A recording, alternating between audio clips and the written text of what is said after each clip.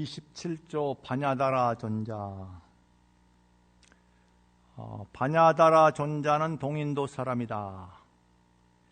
행하하여 남인도에 이르니 이 나라 왕이 무가 보조를 시주하고 물었다. 무가 보조는 이제 값어치가 값을 이제 따질 수 없는 이제 구슬을 얘기해요. 이 구슬이 둥글고 밝으니 이것에 미칠 것이 있겠습니까? 이것은 세상의 보물이라 상품이라 하기에는 부족하니 여러 가지 보배 가운데 진리의 보배가 최상입니다. 이것은 세상의 광명이라 최상이라 하기에 부족하니 여러 광명 가운데 지혜 광명이 최상입니다. 그러니까 이제 구슬은 이제 세상의 보물이라 상품이라고 얘기하기가 이제 극상품이죠. 상품. 이라 하기에는 부족하고 그 여러 가지 보배 가운데는 진리가 이제 제일 보배다 이게. 진리가 보배 가운데 최상이고 이것은 세상의 광명이라 그러니까 이제 보주의 이제 광명을 보주의 빛은 세상의 광명이라 광명이라 최상으로 최상이라고 얘기하기 부족하니 여러 광명 가운데에는 지혜 광명이 제일이다. 빛 가운데는 지혜 광명이 제일이고 보배 가운데는 진리가 가장 큰 보배이다. 만일 밝은 것이 보물이라면은 이런 보물은 제대로 된 보물이 아니오. 밝은 것이 보물이라면은 이것은 제대로 된 보물이 아니고 변제가 구슬이라면은 이런 구슬은 제대로 된 구슬이 아닙니다. 존자가 그의 변제와 지혜에 탐복하고 다시 물었다.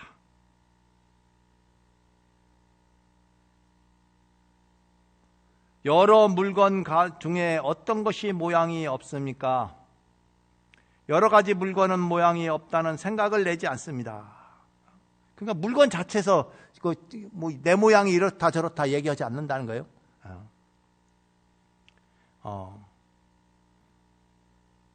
그리하여 존자가 곧 열의 정법 안장을 부촉하고 또한 개를 보였다.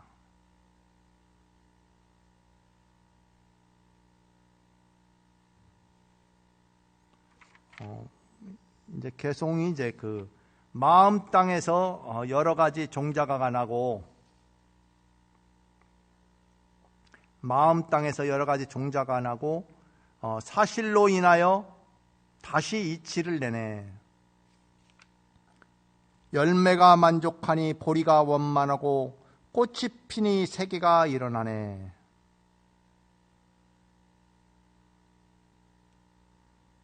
이렇게 이제 법을 부처하고 나서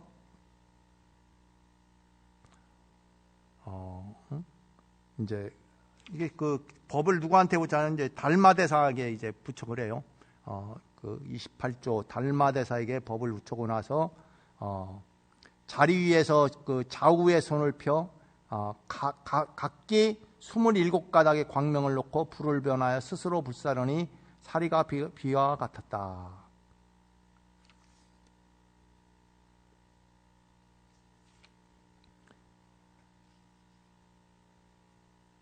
이제 마음 땅에서 이제 이제 모든 종자가 난다. 이게 마음 땅에.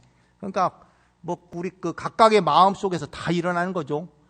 온갖 종자는 종자마다 다 틀리잖아요.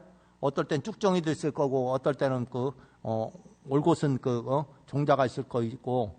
그러니까 이제 그것이 각각의 마음에 따라서 이제 여러 가지 모든 종자가 다 나온다 이게.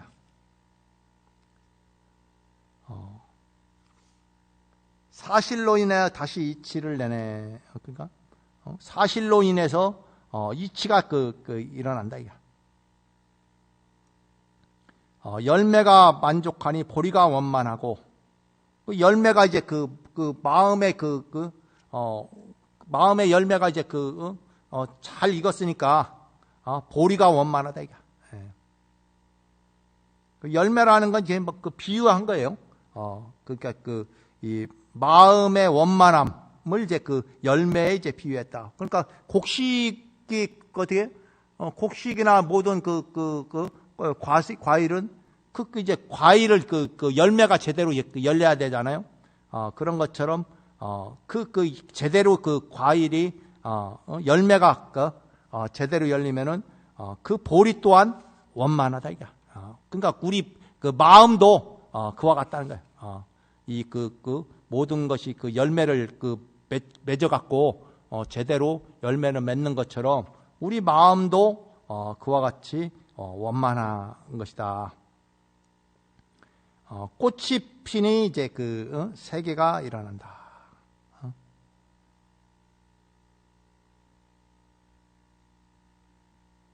그래서 이 세계는 화엄 세계라고 이렇게 하잖아요. 꽃으로 장합된 세계다 이렇게 하잖아요. 그래서 이제 꽃으로 장엄됐다는 것은, 꽃이라는 것은 뭐예요? 각각의 이제 자기 불성, 이제 마음의 어떤 모습으로 각각의 모습으로서 이제 이 세계를 이제 다 장엄한다. 그래서 이제 바냐다라 존자는 중국의 인도에서는 이제 북인도 쪽에 원래 부처님이 계셨던 곳이 북인도예요. 그래 북인도에 있었는데 이제 중인도를 거쳐서 이제 남인도에 가서 이제 여기 바냐다라 존자는 동인도 사람인데 그런데 남인도에 가서 이제 그러니까 우리가 뭐예요? 우리나라 보면은 저쪽 한경도에 있던 사람이 여기 경상도나 전라도 가서 이제 불법을 그런 정도가 아니에요. 네? 인도라는 거는 대륙이란 말이에요. 굉장히 먼 거리입니다. 몇 년에 걸쳐서, 옛날 같았으면 몇 년에 걸쳐서 가는 거예요. 네. 그 거리를 가려면은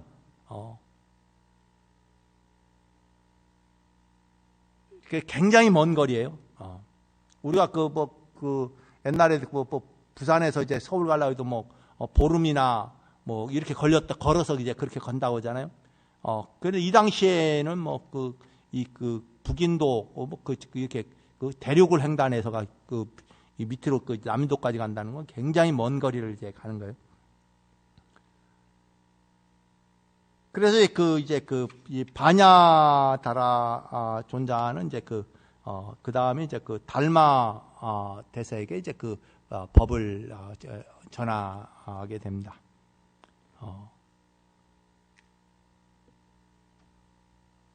그래 이제 인도 이게 과거의 일이니까 이것만 해도 달마 대사는 500년 전후의 스님이잖아요. 그러니까 이제 400년이니까 지금부터 1600년 1600년 전 일이란 말이에요. 1600년 전 일이기 때문에 자세히 이렇게 그런 거 아니에요. 중간에 이제 기록이 전하는 스님도 있고 기록이 전하지 않는 거는 중간에 이제 편집해 갖고 여러 가지 가르침들을 편집해서 이렇게 하기도 하고 그렇잖아요. 우리가 100년 전 사람만 해도 알 수가 없잖아요. 각기 집안에 100년 전에 조상님을 어떻게 살았는지 어떻게 생겼는지 모르는 것처럼, 그런데 이게 1600년 전에 살았던 스님에 대한 얘기예요. 그러니까 이제 중간에 이제 이렇게 내용이 이렇게 편집돼 갖고 이 전등록이라는 책자가 이 중국에서 이제 편집돼 갖고 나오면서, 그러면서 이제 이전에 이제 기록들을 이제 정리를 한 거죠. 그런데 그 정리를 했는데 그 정리된 기록이 많이 남아 있는 스님도 있지만은 저술이 많은 분들은 많이 있잖아요. 우리나라 보면은 원효 스님이 저술이 굉장히 많아요. 네? 원효 스님 저술이. 근데 원효 스님 저술이 왜 이렇게 많이 남아 있는가 보니까 그 아들 설총 때문에 그래. 네? 그렇잖아요. 설총이 당대에 이게 서예가로 유명하단 말이야. 그러니까 이제 자기 아버지는 원효대사 가르침이 이제 글들을 많이 남겼을 거 아니에요. 예? 필사를 많이 했을 거 아니에요. 예? 뭔가 기록을 남기는 사람이 있어야지 남는 거지. 기록 남기는 사람. 그런데 이 설총이 또 어떻게? 이 문장가 아니라 이 글로 유명해요. 이 글씨를요. 예? 이 신라의 가장 서예가로 유명한 사람이 설총이라. 그러니까 이제 이 설총의 글씨는 신라에서는 굉장히, 그냥 누구나 글씨를 받고 싶을 정도로. 그러니까 이제 그게 관련된, 기록들이 남아있으니까 오랫동안 보관되지 않겠어요? 예? 그래, 제가 오랫동안 보관돼 갖고 있다가 이제 나중에 이제 대장경 만들 때, 그때 이제 책들이 많이 남아있으니까, 이게, 결국은 옛날에는 다 초기에는 다 필사잖아요? 그 필사를 누가 더 많이 하느냐 이거지. 그 많이 필사를 한 게 있어야지 이제 남아날 확률이 높잖아요. 필사 한 번 한 거는 쉽게 없어지잖아요. 그래 이제 지금 인도에 인도 불교가 이제 대승불교, 이 대승불교의 범어로 된 경전들이 대승경전들은 범어로 많이 기록되어 있는데, 그런데 이제 대승불교가 이제 인도에서 쇠퇴하니까, 그러니까 인도에는 이게 글씨를 전해서 내려왔는데, 문제는 그게 오래 못 가요. 중국처럼 한지처럼 이렇게 질 좋은 종이가 없었어요. 예? 그러니까 남방도 그렇고 저는 폐업경이라고 해서 이제 어떻게 나뭇잎에다가 글씨를 썼단 말이에요. 우리나라도 뭐 옛날에 사극 같은 보면은 대나무에다가 글씨 있는 걸 해갖고 이렇게 쫙 펼쳐서 보는 게 나오는 경우가 있잖아요. 그러니까 이게 글씨 이게 보관하기가 쉽지 않단 말이야. 한지가 발견된 이 중국에서도 이제 중국은 한지뿐만 아니라 비단이 또 있잖아요. 글씨 쓸 도구들이 의외로 또 중국은 많아서 그런데 이제 인도는 그렇지 않단 말이에요. 그런 도구들이 많지 않고, 그러다 보니까는 이제 물론 이제 1600여 년 전에 이제 현장법사나 법현 스님이나 아니면 우리나라 왕호초 쪽 전서는 해초 스님이나 이런 스님들이 이제 인도에 가갖고 그런 경전들을 갖고 왔지만, 그러면서 이제 번역하면서 원전은 어떻게 하나뿐이 없어요. 원전은 갖고 오면서 번역하니까 원전이 보존이 되기가 힘든 거야. 번역한 거는 어떻게 사람들이 어떻게 알아보는 사람이 많으니까 필사를 많이 할 거 아니에요. 번역됐으니까. 네? 다도 이제 글을 좀 아는 사람들은 읽어볼 수 있으니까 이제 필사를 많이 했단 말이에요. 그런데 원전은 누가 필사하겠어요? 그러니까 원전이 안 남아 있어요. 그래 원전이 사실 남아 있는 것도 범어로 된 것도, 그러면 그나마 인도에서 이제 불교가 굉장히 활성화되는데, 인도는 이제 밀교 시대를 지나면서 인도 불교는 점차 힌두교화돼요. 힌두교화. 네? 그러니까 그전에는 브라만이라는 신앙을 중심으로 해서 이렇게 이루어졌는데, 그런데 인도의 모든 종교가 통합돼 갖고 힌두교라는 걸로 통합돼 버려요. 그러다 보니까 이제 자기 정책성이 이제 불교 같은 경우는 이제 의도적으로 이제 힌두교인들이나 이런 데 이제 정체성을 파괴가 당한단 말이에요. 그러면서 밀교 시대로 오면서 밀교는 어떻게 이제 티베트로 넘어간단 말이에요. 그럼 인도에는 힌두교화 되면서 이 불교 이 가르침이 안 남아 있어요. 그럼 그 가르침은 어떻게 하냐면 이 남방 쪽에 상자불교 쪽에서는 계속 이어왔으니까, 그러니까 상자불교께서는 상자불교의 가르침들이 계속 남았는데, 이 북방 쪽에서는 대승불교의 경전들이 거의 남아있지 않아요. 아주 극히 일부 남아. 그런데 그것도 이제 사실 보존하기가 쉽지 않죠. 예. 그러니까 우리나라처럼 이제 중국도 그렇지만은 처음에는 종이에 보관하니까 종이도 쉽게 멸실이 되고 하니까 어떻게 돌에다 새기잖아요. 석경이라고. 우리나라도 이제 화엄사에서 석경이 있고 중국에서도 석경이 있고 미얀마 가니까 미얀마에도 뭐 근세에 만들었는지 거기도 석경이 이제 대리석에다가 이제 경전을 기록한 석경이 있더라고요. 그런데 그런 석경들도 오래 가는 것도 아니에요. 또 풍화가 되고 이러면은 또 오래 못 간단 말이에요. 그나마 이제 그런 남쪽에 있는 나라들은 뭐 덥고 습하니까 뭐 자꾸 썩잖아요. 종이도 이제 습한 데는 종이 뭐 지금이야 뭐 난방도 하고 습기 조절했지만 옛날에 습기 조절이 잘 안 됐잖아요. 그러니까 자주 썩기 때문에 이제 돌에 석경으로 옮겨서 이제 경전을 옮겨서 놓고 그리고 이제 폐엽 같은 경우는 계속 썩기 때문에 오래 보관할 수가 없어요. 예. 계속 건조한 데 보관해야 하는데 그 기후 자체가 다습한 기후다 보니까 그렇게 보관을 할 수가 없어요. 그래 어쨌든 이제 경전들이 이제 그래서 그 기록들이 이렇게 조사 스님들에 대한 기록들이 많이 남아있질 않아요.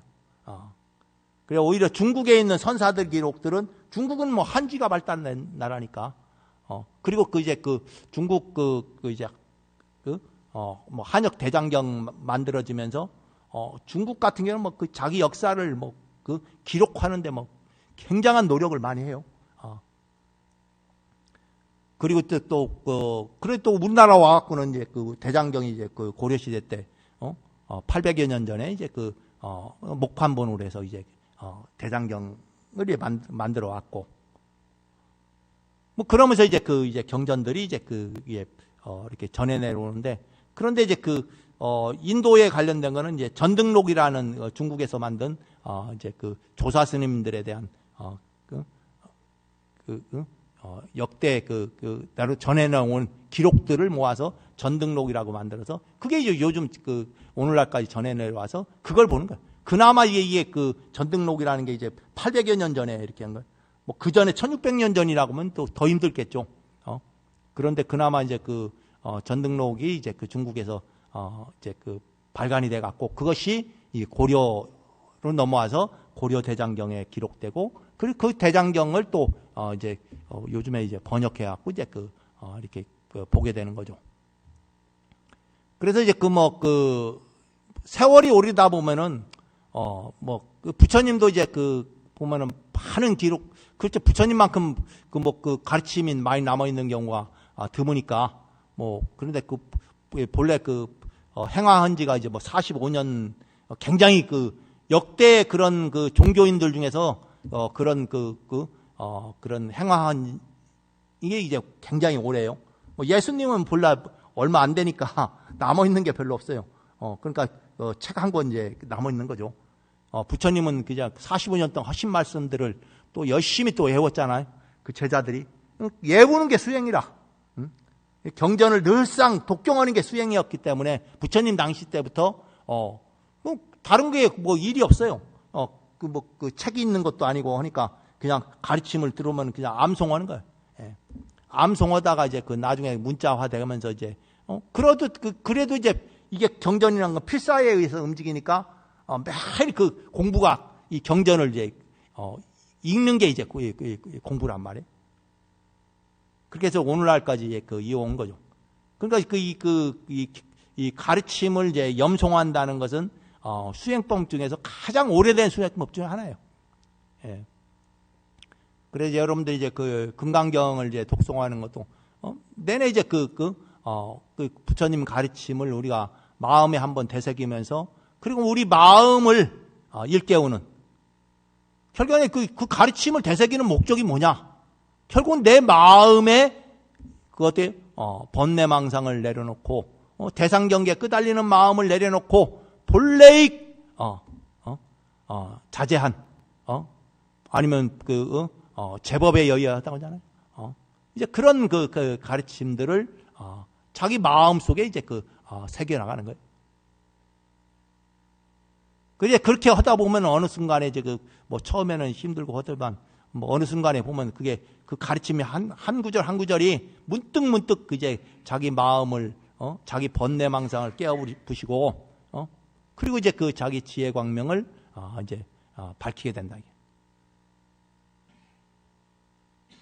그래서 어느 한순간이냐 뭐 알 수가 없어요. 그런데 어느 한순간에 우리가 망상 속에 있는 마음을 깨치고 나올 때가 있다.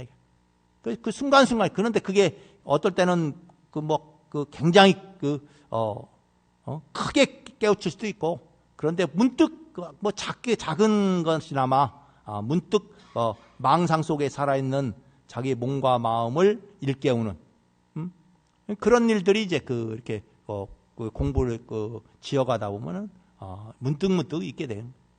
그 문득 있게 되다가 어느 한 순간에 우리가 망상을 이제 놓게 되는 이제 그런 이제 계기가 또 되겠는 거죠.